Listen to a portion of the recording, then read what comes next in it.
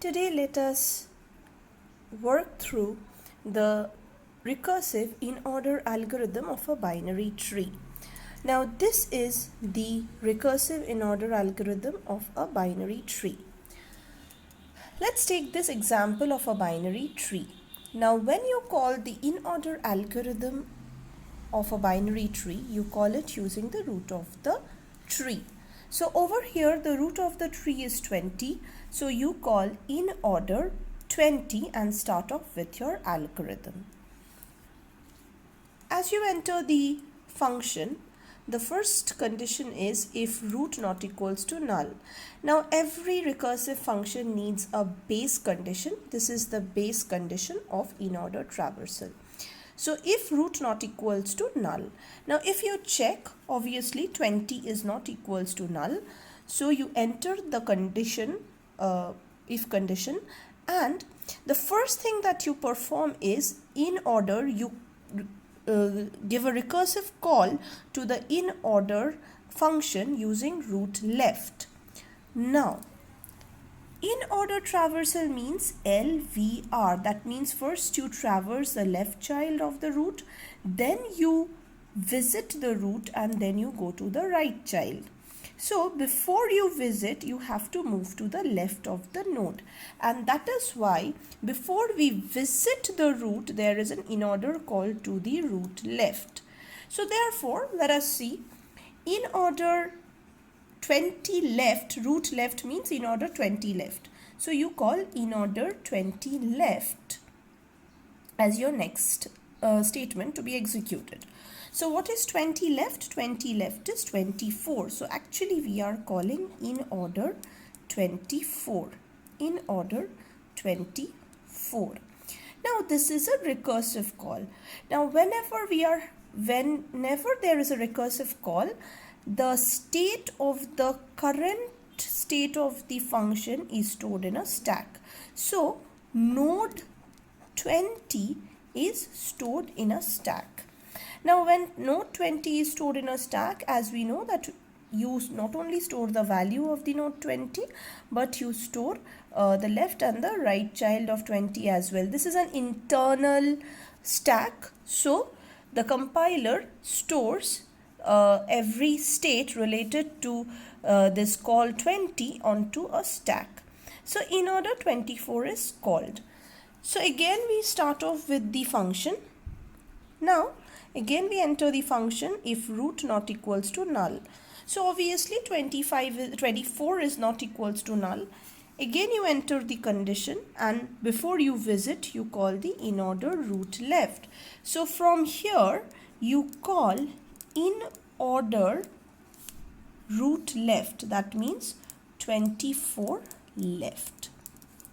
Now what is basically 24 left? Let us see. 24 left is 21. So basically we are calling in order 21, right? Now so again the function starts. Root not equals to null, so 21 is not equals to null. You enter the condition in order root left. So again you call in order root left. What is the value of root? 21. So you call in order 21 left. Now what is there in 21 left? If you look at the diagram, 21 left is null. So basically you are calling in order null over here, right? So now when the function starts, you come to this condition if root not equals to null, but at this moment your root value is null. So as a result this condition becomes false. Now when this condition becomes false, where do you go? You go back to the point from which this in order function was called. You go back to the point from where the in order function was called. And from where the in order function was called? It was called from in order. You had called it from in order 21 left. Sorry, you had called it from in order 21 left. You had called the function from in order 21 left. So now when you go back to Inorder 21 left, this particular statement has already been executed. You come to the next line. What is the next line? Visit root data. That means you are to display the value of the root, that is 21. So 21 gets displayed. Next, you call Inorder root right. So again, the root value at present is 21. So you call Inorder 21 right. Now what is 21 right? This is the second call. Now which is 21 right? What is 21 right over here? 21 right over here is again null. So again there is a call to Inorder null. Correct? So again the function starts. Root not equals to null becomes false. So Inorder null has already been executed. Now again, where will it go back? It will go back to the point from where it was called. So it will go back to 21 right. Now once 21 right has been executed, if you understand, with corresponding to the Inorder call of 21, with corresponding to Inorder call of 21, inside the Inorder call of 21, there was an Inorder call to 21 left, there was visiting of the root, and there was a call of 21 right. So all the three things have been covered. 21 left has been executed, visit of the root has been executed, and 21 right has also been executed. So Inorder 21, this particular function call has already been executed. So the control goes back. And now where will the control go back? It will go back to the point from where it was called, that is 24 left. Inorder 21 was called from 24 left. So it will go back to the point of 24 left. Now when you come to this point, Inorder 24 left, after that you get the statement visit root data. That means you are to visit 24. Right?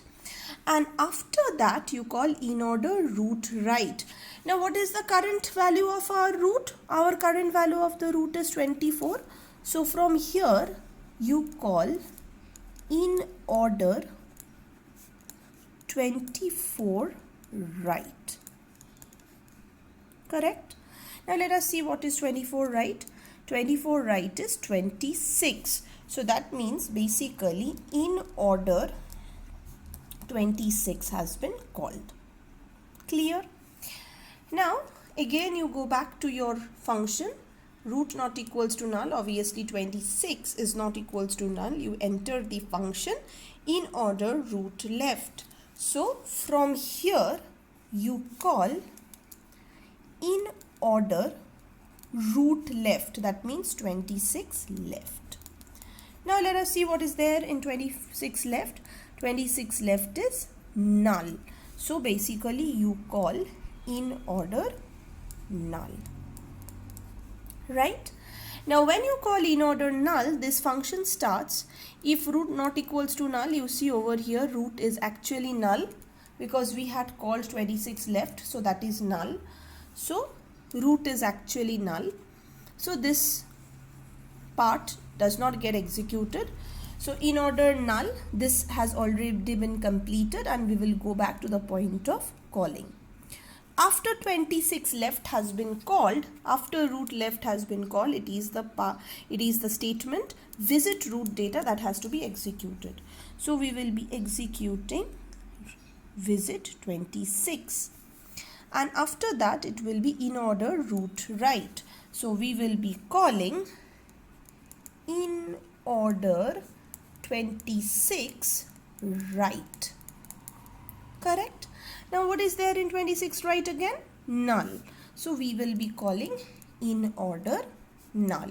So now as we have already seen by now, null is the base condition. So nothing works in null. So you go back to the point of execution or call. So 26 right. Now 26 left has been done, visit has been done, 26 right has been done. So you go back to the point of calling of the function, that is 24 right. Now if you look at the bigger picture, Inorder 24 left has been called, visit to 24 has been called, 24 right has also been called. So the part of 24 has already been done. So you go back to the point of calling, that is 20 left. We had called 24 from 20 left. So once 20 left has already been completed, there should be a visit of the data. So 20 will be visited. After 20 is visited, you will be calling root right. So from here, there will be a call to Inorder 20 right. Correct? Now, Inorder 20 right.